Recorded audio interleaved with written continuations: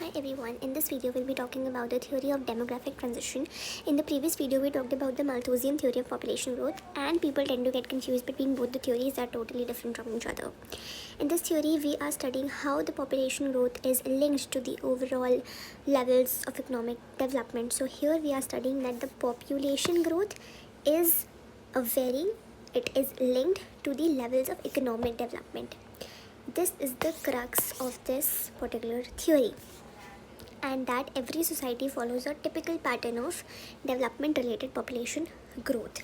In this theory, there are three basic stages of population growth which we will be talking about now. So, there is basically stage 1. This stage 1 is known as low population growth. Okay, there are three stages of population growth which we are studying here in this theory. Stage 1 is the low population growth. Why? Because here the society is underdeveloped and it is also technologically backward. So when the society is underdeveloped and it is technologically backward, so common sense question, will the birth rate be high or low? It is going to be high. And will the death rate be high or low? It is again going to be high. Both are going to be very high. Now, when both of them are high, so then the net difference between the two is going to be that the growth rate is low, right? So basically here the birth rate is also high, the death rate is also high.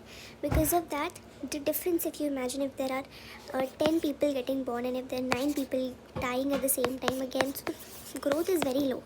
That is happening because the society is not technologically advanced. There are not medical facilities which help us to prevent certain diseases, and there is not enough education that or awareness that people have, that you have to basically the children has to be in a certain amount so that we're able to provide them with facilities that we use them to their optimum potentiality. Due to that, this stage 1 is a low population growth. Next we'll move on to stage 3. Okay, stage 2 also we will be talking about, but after stage 3, because both of them are a little related and easy to understand. So in stage 3 the society is developed. And when the society is developed, again here there is going to be low growth. I told you these two stages are a bit similar, that is why we are doing this simultaneously, and we'll talk about stage 2 after stage 3. In stage 1 also there was low population growth, in stage 3 also there is low population growth. Here the society is developed, here the society was underdeveloped and technologically backward. Now when the society is developed, you tell me the birth rate, will it be high or low? Think about it. It's going to be low. People are now educated, they are aware how much children we need to give. Then the death rate is also going to be low. Technology advanced, they have the facilities, they have the awareness, they know they have to maintain the hygiene and how they have to protect themselves. So death rate is also going to be low. Again here the difference is going to be small, and so there will be a low population growth. I hope stage 3 and stage 1 is clear to all of you. There are three basic stages here. There are three basic stages of population growth. We have covered first stage and third stage. Now we'll talk about stage 2. Okay. Now in stage 2, basically what happens is that here there is a movement. It's a transitional stage, okay? It's a transitional stage. So here there is a movement from a backward to an advanced stage. So when there is this movement, definitely there is a transition that's happening. And this particular movement is characterized by very high rates of growth of population, because there is a movement, because there is a transition. Okay, and this is termed as your population explosion. In the stage 2 there is population explosion. And what is population explosion? What is this thing? So population explosion happens The reason behind this is because the death rates, they are brought down.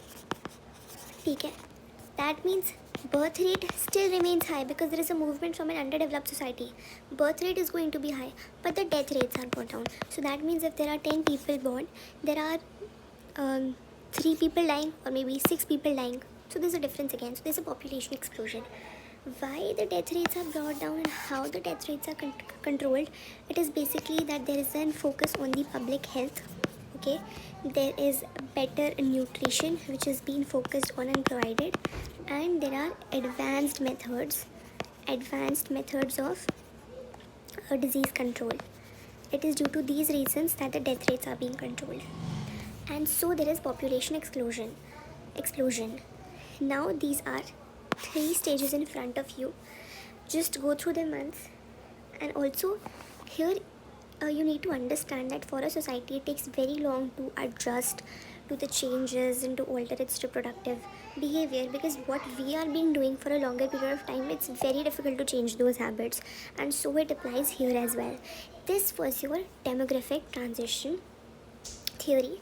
It's personally one of my favorite topic, and also I need to remind you here that this is just the one short revision of the topic that we have done. We have just skimmed through the entire contents of the NCERT so that we're able to refresh the topics in my mind, whatever we have studied previously, to go before an exam and write all of that stuff. If you want a detailed explanation, that then there will be a separate video for that, but this is just to revise all the things. That's it for this video. Thank you.